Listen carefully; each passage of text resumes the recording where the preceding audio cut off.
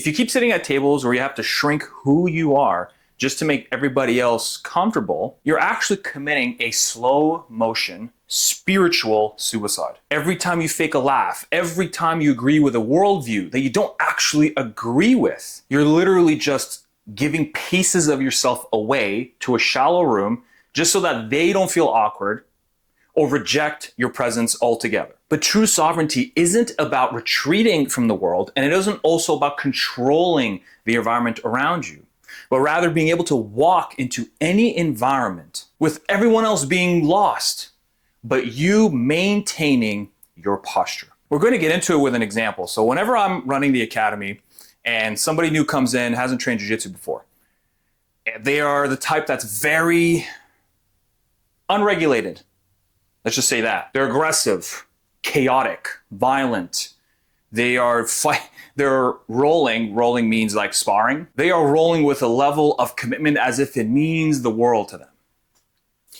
Now, if you were to match their energy, match their chaotic space, lose your sense of center, what's going to end up happening is you are now going to be flown out of structure, and now you are just tangled into their web.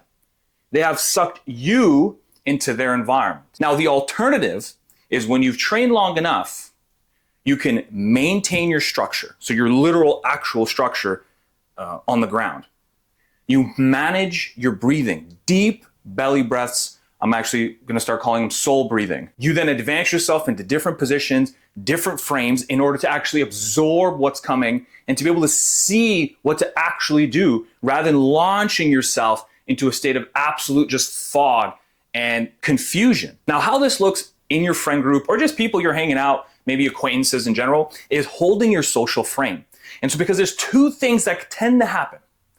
People either fly into an active shadow because as you start to gain more awareness of yourself and you start to see patterns in people and the way they react and you start noticing their wounds and the things they're not dealing with, some of us have the temptation to almost dominate and reveal those things to them. Or if we don't want to reveal them, we kind of sit back and have this judgment, this criticism towards what they're saying, what they're doing. And sometimes rightfully so. Like if they're pressuring you that they want you to agree with what they're saying and you really don't, and you can feel this sort of blackmail effect, like if you don't, we're going to ditch you kind of thing. And I get it. And believe me, I understand being pissed at it. But again, that's just they're trying to bring you into their environment.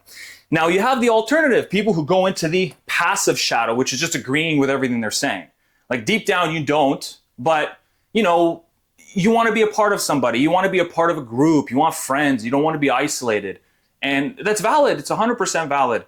And some of us just kind of go along with it, that was me. In elementary school, high school, I just kind of went with everything. I just feared that if I didn't, they wouldn't want to be around me. But there is an alternative. There is the middle path. And that middle path is the sovereign container. Sovereign container is a space of loving energy. And obviously you have to love who you are. You have to engage with who your deepest core wounds are and meet them and engage with them in order to actually pour that outward into the world.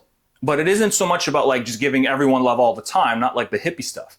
I just mean if you fill your own container with love and you just carry that into the environment wherever you go, that's already going to be a massive, massive difference in the level of awareness and the level of reflection you're going to be able to have, because you're going to feel immediately when something is trying to pull you out of that loving frame, it's going to feel like self-betrayal. Unshakable, meaning that when you access your center, you breathe into your stomach, not launching yourself into the upper realm of the head and heart only. You maintain that space. And as you practice maintaining that space and operating from it, it creates the same thing. I have two terminologies for it. You have the wound's eye, the wound's inner eye, and the sovereign inner eye. The wound's eye is the one, the part of you, let's say, that has been abandoned. Anyone that's come close to you eventually left. This created within you a sense of, unworthiness. There's something wrong with you. And so naturally, when you have not dealt with that wound, what happens is your wound's eye starts to see the world through that lens. And so when you're in an environment where you are kind of put on the spot to agree, Your wound's eye says you have to. You got to agree with it. Otherwise, we're screwed, man. Versus the sovereign eye is the eye that can see the wound. And building a relationship with this doesn't take away the pain from the wound's eye, but rather what it does is it allows you to have conscious choice rather than having the wound and its complex completely possess you and take over and have you say, do things that you otherwise would not say or do in a public environment. So the way to encapsulate this, don't try to fit into everyone else's room. Build your own fortress and invite them in. Now, there's a trap you have to avoid when it comes to entering this state. And I've seen it time and time again, and it's very easy to forget. Your ego gets consumed by it, and you will actually alienate the people you love under the guise of growth. You guys have heard of a tuning fork, right? The ones where they're shaped like this. I mean, look how beautiful that is. It's a resonator. It's used in instruments. When you hit it, it vibrates a frequency. And what's really amazing about it is when you have other tuning forks in its proximity, you strike the one you have, that if they're all in the same frequency, then they'll resonate and they'll all absorb the exact same energy.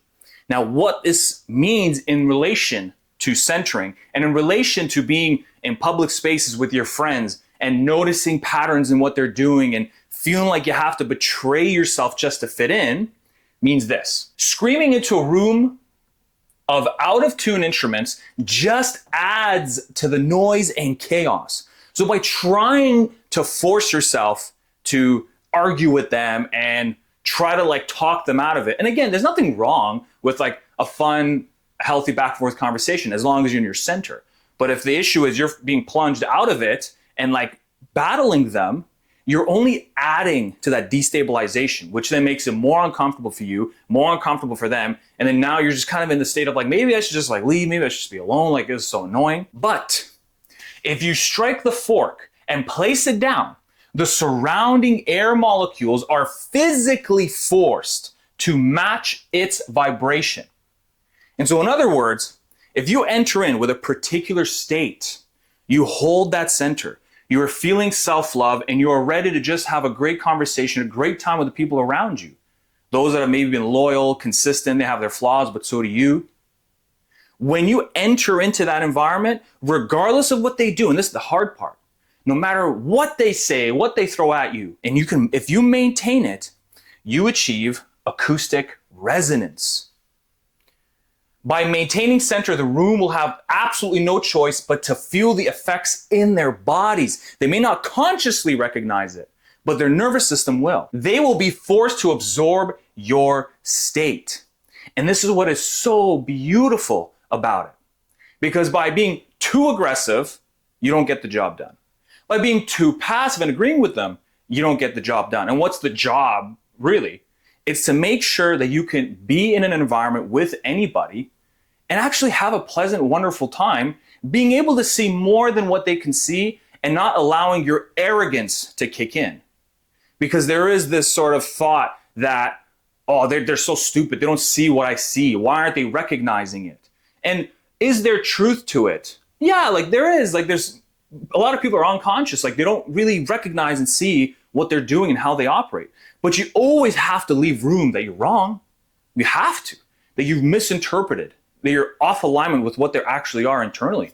You have to, otherwise you run into a delusion. You run into that ego trap and the high of it. And yeah, you'll just push everyone away. So stop trying to fix them, heal them, or convert them to your worldview. Just allow them to exist. Instead, you remain in your state. You remain in your center, in that sovereign observer rather than the wounded observer. And once you stop needing their approval and their acceptance, and truly, not because you're not wanting it out of like, oh, I'm just going to avoid it before they reject me. No, truly feeling like you don't need it because you have it within yourself.